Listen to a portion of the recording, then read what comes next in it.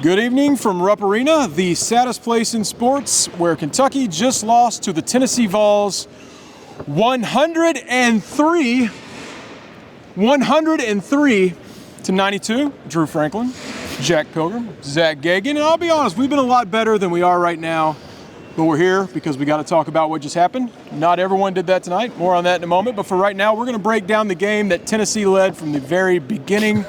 They led 39 minutes and 48 seconds. It was clear right out of the gate that they were the team that wanted it more, jumped out big, but throughout the game, Kentucky kept crawling back, getting in the mix, but just couldn't tie it up or take the lead. Cut it to 4, cut it to 2. Tennessee would take right back over. It was all Vols all night, and it sucks a whole lot for Kentucky fans. Rupp Arena was rocking tonight, and by 2 minutes left in the game, they were heading for the exits.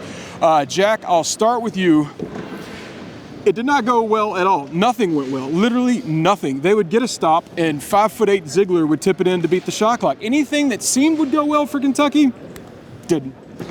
Yeah, I try to be the level-headed voice of reason. I got nothing. Like this was really, really, really deflating because there's nothing tangible you can hang on to about the defensive effort and any sign of improvement or growth or like an aha moment, because it was one mistake after another, and it just, you didn't see the engagement, you didn't see the focus, you didn't see the discipline. I mean, the baseline out of bounds play, I mean, how many wide open threes did we see? How many layups did we see at the rim where you had two Wildcats looking at each other like, wait, I thought that, like, it was so unbelievably disappointing to see the defensive effort just crumble the way that it has, obviously the last several games, but it kind of feels like we're trending in the wrong direction. I didn't know we could trend farther away from as bad as things have been. Like, we're 105 now in the Ken Palm defensive fit. Like,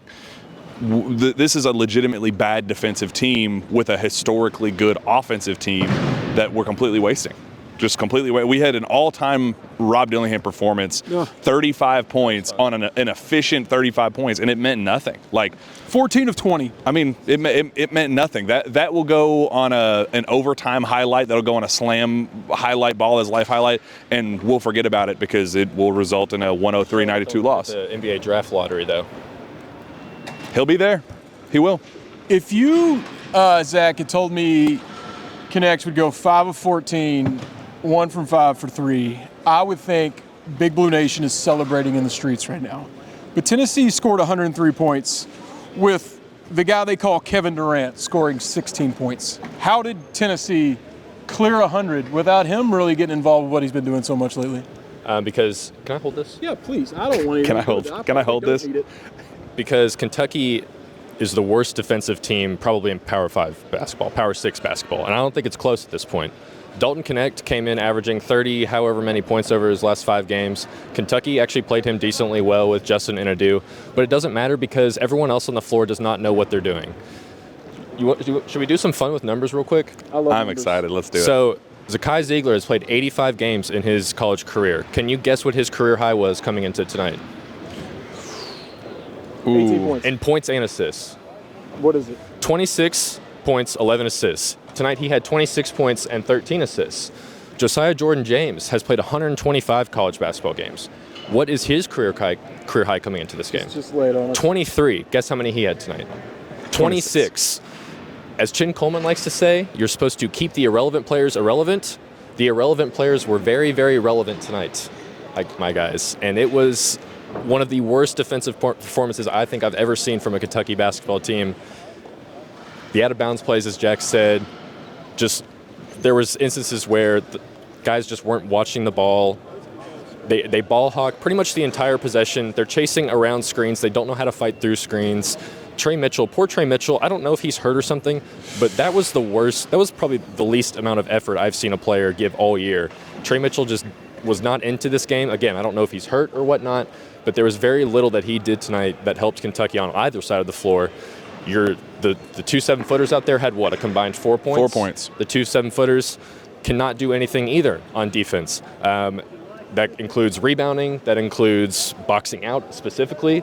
Boxing out is how Zakai Ziegler is able to get himself tip-ins with 0.4 seconds left on the clock, or how guys are just crashing the boards. Kentucky actually had more second chance points than Tennessee, but it didn't feel like that because every time Tennessee missed, they were there. They had more offensive rebounds. They just tried harder than Kentucky. And I don't think Kentucky quit by any means, but they were like, just whenever they needed a big shot to go, they just couldn't get those big shots to fall. And they scored 92 points tonight, and it was almost an embarrassment, honestly, of a performance. And what happens if Rob Dillingham doesn't go If nuclear? Rob Dillingham doesn't hit 6 of 8 threes, Kentucky probably loses this game by 20 points.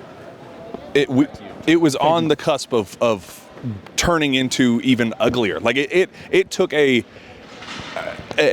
historic all-time effort individually from Rob Dillingham to even make it an 11-point loss. How? Are you asking me? No, we're venting. It's rhetoric. Rhetorical. I know it's hard to find some fun. Let's find maybe a little. Justin gave me he gave me a something. I'm proud of him. I don't even know. He hit a 3. He early in the game. He was really getting up in connect. It wasn't the best defense, but my man was in the fight. I know what he did. The box score, it doesn't shine, but for what he's been in a game of this magnitude, I do think Edwards took a tiny step forward, which is some silver lining in this. Yeah, we'll take it. I mean, 7 points and 4 rebounds is currently his season average, but it felt like we actually saw more productivity from him on both ends of the floor. He was more aggressive, he took more shots, just was more willing to be involved in the offense, which, again, is a step in the right direction, but it just feels almost pointless to talk about it because nothing else went right. Antonio Reeves even had 21 points. I think maybe 5 or 6 of those kind of came in garbage time at the end there. Only 1 3. Yeah, only 1 3. He just really didn't have it tonight. Kentucky missed, I think they missed 12 layups and dunks tonight.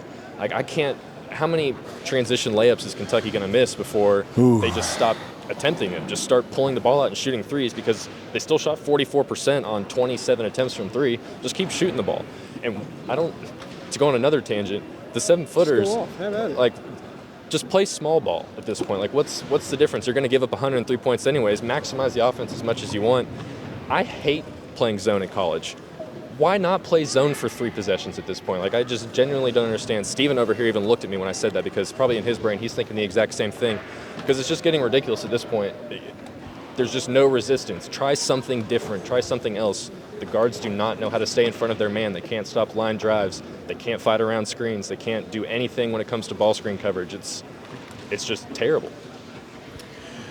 That was pretty well put. Lots of terrible. Jack, I did not go to the post-game press conference. I always stay out here for radio. More on that in a minute. I generally don't know what was said. Can you give me a rundown? I assume we got a DJ update. Anything else that came out of Cal? I've heard none of it at this point. Yeah, Cal said that we don't win without DJ Wagner. Said that Kentucky goes 0-3 now without DJ Wagner in the lineup, his ankle continuing to linger. Cal did say that he thought that it was going to be coming sooner rather than later, his return. I know there was a lot of speculation. Tough 24 hours, but they did miss him tonight, but I don't know that when you trailed 39 minutes and 40 seconds, maybe he would have helped. But it's just 3 possessions that ended the game.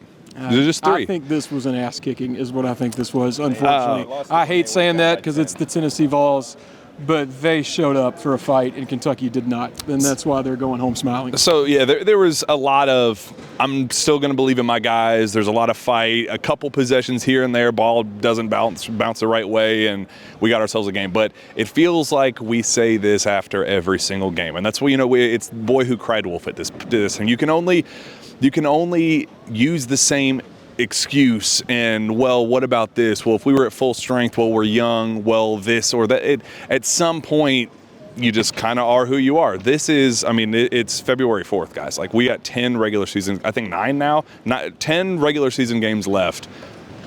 At some point, this is a team that just gives up 103. There's a lot of optimism with Reed Shepherd after the game was saying, I believe in my guys. I know we're going to bounce back. Adu Thiro is visibly frustrated. You could tell there's something missing there, but he even said, we'll get it figured out. I don't know what it's going to take, but we'll get there.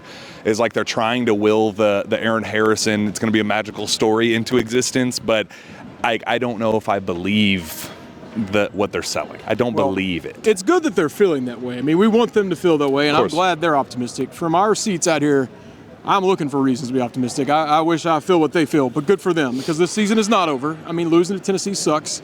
Being in 5th place in the SEC at the halfway point in SEC play, I can't imagine that's ever happened. That also sucks, but there's still a lot of basketball left. Before we do move on, we have to address what I cannot believe happened. After the game, several people asked me, will John Calipari skip the post-game radio show? And I said, absolutely not. There's no way he will skip that. 0% of me believed that he would send an assistant out here with all these fans wanting answers. And damn it, Orlando Antigua walked right out. I'm not even going to be mad. I'm stunned that he had the audacity, really. I mean, Cal, the fans out here wanted you. They were screaming, where's Cal, when Orlando started walking out here. You call on all these people to show up, and they brought it tonight. And a lot of them just wanted to hear from you. And I'm not even upset. I can't believe you did it, Zach. I don't have any comment on that. The Tennessee game. Yeah, I agree. I think it's even if you're on Cal's team, you know he's got to come out for that. I'm not going to beat that one up. The game was much worse. Losing to Tennessee sucks. Losing twice in Rupp Arena in a row sucks. If they lose the next one, that'll be 3 in a row. That's never happened. Gonzaga, next game. If Gonzaga wins this, 3 straight losses in Rupp Arena. Never happened before. Let me just tell you the years twice has happened before. 1989, 2006. I'm losing it. Okay, excuse me. 1989, 2006, 2009, 2020, 2021, and 2024. Those are the only 6 years in history Kentucky's lost back-to-back games in this building. those are pretty recent. Very recent, and God forbid it happens a third time. Hopefully it won't, but we got to fix things in this building, and it wasn't on the fans tonight. Got a lot of things to fix internally. Number one is getting DJ Wagner back. We hope to see that, no matter what anonymous people on the internet say. But right now, I don't know. Y'all, is there anything positive y'all can say moving forward? I guess we got Vandy. We got Missouri beat them in Nashville. If there has ever been a must-win in the history of this program, it is Tuesday night in Nashville. I thought that was today. Has won 5 games this season, by the way. If there is ever a game that you cannot afford to lose, it's that one. And what's frustrating is because I try to not focus on the micro, the little individual instances, and say, okay, well, we can't just call every tiny loss the worst loss in the history of Kentucky. But once it becomes the macro, once you start taking a step back and look at these stats of the back-to-backs, and it does turn into a big picture foundational issue that we have now, and that's the scary part. The little stuff is turning into big stuff, and it's kind of feeling like it's turning into the permanent stuff. I don't know what the fix looks like. I've been Mr. Optimist. Well, what about this? Well, wait till this guy looks, looking for something and grasping onto something, hoping for that aha moment, and we're going the wrong direction. We're turning. I don't know what the turnaround looks like, and it's gonna have to happen in Nashville. I don't know what it looks like, but surprise me, please. Please surprise all of us, because this feeling right now is not fun at all. We'll sign off from a horrible night in Rupp Arena. Tennessee, I want to say you still suck, and I assume there's a lot of Vols fans in our comments. You all suck too. Go Cats, we'll bounce back.